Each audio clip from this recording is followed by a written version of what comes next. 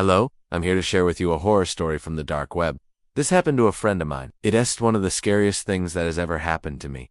And it est definitely something that I've had never shared with anyone. The scammer stole his identity, made him into an NFT, and then sold him on the dark web. Well, we're there now, but maybe not in the way that people envisioned. So basically, when you went to this website, they had little blurbs about these people and what they liked. And it would say things like, insert coin here to bid. And then the price slowly started to creep up as the day went on. And the thing was that my friend couldn't do anything about it. They had stolen his identity. There was no way that he could prove to this website that, hey, this is actually me, and I don't want to be here. By the time we realized that this was happening, the bidding had already started and there was no way to cancel it. So my friend had to just sit there and watch as the clock ticked down on this auction where he was being sold. So I was like, wait, are these people actually being sold as slaves? And my friend was like, oh my God, I can't believe that somebody would actually pay $100 for this. They would have gotten his name, his address, his phone number, everything. They would have been able to use all of that information to do whatever they wanted. If you enjoyed this video, please hit the like button and subscribe. Thank you for watching. Luckily it didn't happen. The NFT was removed from the site. My friend got his name cleared, but man, that was such a close call. But you know, there are people out there that like to flex and they're like, oh, I'm the coolest person in the world. I am gone, not by this weird NFT of this guy that doesn't even know that he is being sold. But luckily in this case, the auction ended and my friend kept his $100 because it kind of seemed like that's what was happening. Like you would insert the coin and then you would get to message this person and they would basically do whatever you wanted them to do. You literally put in the username and it will give you a price that they're re-going for on the black market. I didn't realize that it was possible to get your identity stolen like that. And I guess it just goes to show that anything that you put on the internet can and will be used against you. So I'm like, okay, well, this is probably some weird loophole that the onion market has found to still be able to sell drugs. But I was wrong.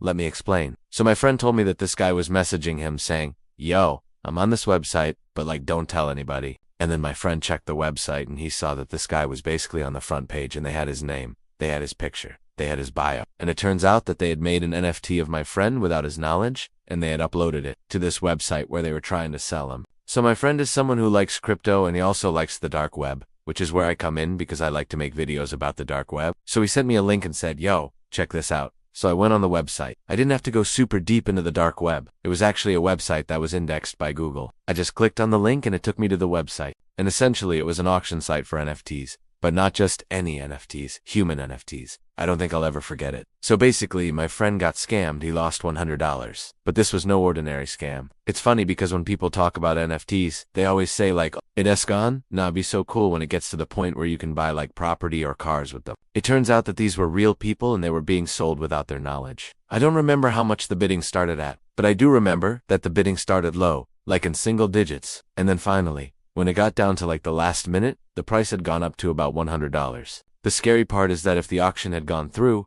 then this person would have gotten all of my friend's information. What's crazy is that I actually did some research after that, and there are websites where you can buy and sell other people's identities. Thank you guys for watching. Hello everybody, you know the drill. I found this story online a while ago, and it's one of those creepypasta type stories that's hard to believe but impossible to stop reading once you start. And I thought, yep, perfect for Reddit, so I posted it there and then I forgot about it. But then a few weeks later, I got this message from somebody on Reddit who goes by the name Notorious DBC. Once upon a time, probably around 2006, I was looking through the dark web, which is like the hidden part of the internet that you can only access with special software like Tor. And I stumbled across this weird website. The URL was just a bunch of random letters and numbers. Well, most normal websites end in .com or .net or .org, but this one ended in something else. If you try to access it without Tor, it just shows you this kind of error message. So clearly this was no ordinary website, but that's all I got. I don't know what was on that website or what happened to the people who made it. And when I say random, I mean like it wasn't spelled out or anything. It was just a bunch of gibberish. And apparently the domain was registered with some kind of Russian extension. I tried to tell my friend about this website, but I couldn't remember the URL, so I couldn't show him. And I am still not 100% sure how you even copy and paste from a browser window to a Word document, so I couldn't even type it out. So basically we decided that it was probably just some kind of virus website.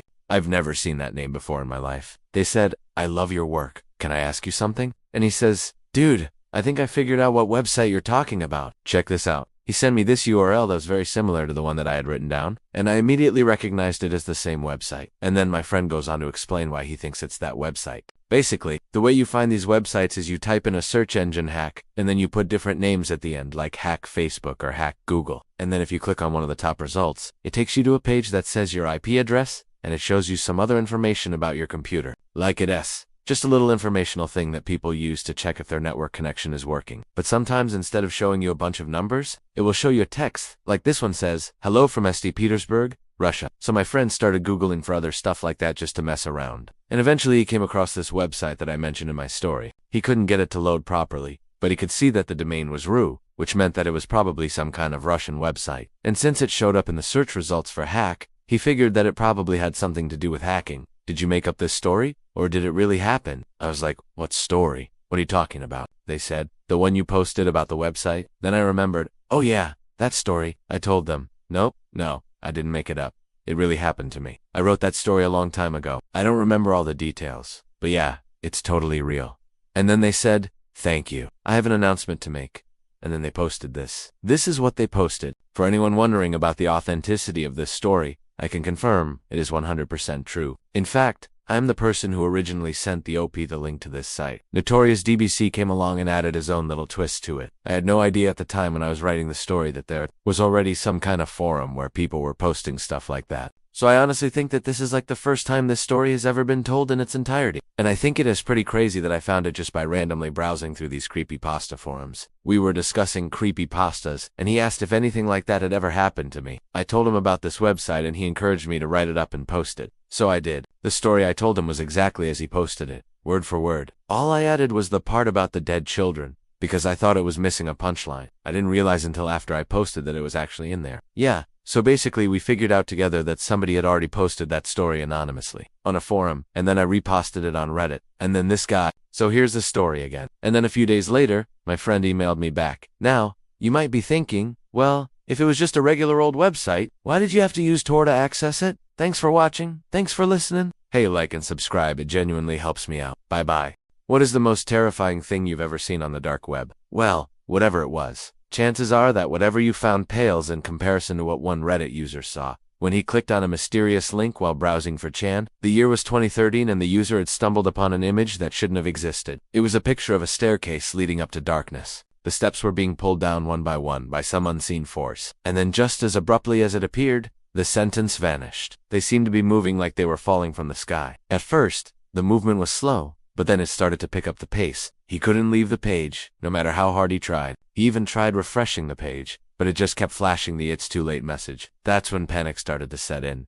He was trapped on this website with no way out. So be careful out there, because you never know what kind of horrors you might find lurking in the shadows. And if you enjoyed this video, please don't forget to like and subscribe for more terrifying tales. Until next time, stay safe and don't click on any suspicious links. Within a few hours, the background images had turned into a blur and the timer had reached 999 days. The page reloaded and the timer started counting up instead of down. The timer froze at 3 minutes and counting down again. Each second ticked by agonizingly slow, and OP could feel his heart pounding in his chest. It was like nothing had ever happened. He quickly checked the time and realized that 3 minutes had passed since he entered the website. But sometimes when he's alone in the dark, he can't help but wonder if his soul really is trapped on that website.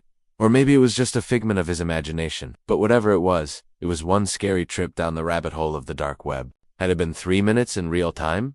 Or was it just a few seconds? He didn't know for sure, but he never went back to that website to find out. When the timer hit 0, the website flashed one final message that read, "It's too late. There's no escape now." And then everything went black. What was supposed to happen when it hit 0? Would OP's soul really be taken if it reached 0? Was this some kind of sick joke played by whoever uploaded the image? Or was it something more sinister? There was no caption or description for the image, but it was enough to send shivers down Op's spine. And without thinking twice, he clicked on the link. And when he clicked on it, he opened up a nightmare that would haunt his dreams forever. All the graphics and animations seemed extremely outdated. But as he scrolled through the site, he realized this wasn't just some abandoned web page. This was some kind of countdown timer. But what was counting down to? The original poster, or OP for short, decided to share his experience on the subreddit No Sleep. He wanted to put a story out there so the world would know how messed up things can get when you venture into the darkest depths of the internet. The tale began with Opie hanging around on 4chan like he did every day. He loved reading all the insane and outlandish posts,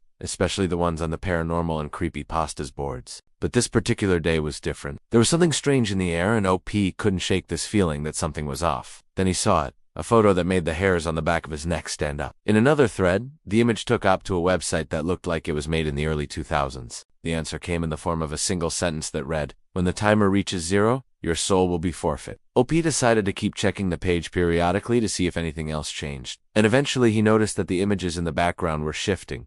Then the unthinkable happened. OP tried clicking around to see if he could find a way out, but nothing worked. But after a few more seconds, the screen went blank again and OP found himself back on the 4chan image board. And as the years passed, he tried his best to forget about that terrifying experience. This story goes to show that the internet can be a dangerous place if you do not know what you're redoing.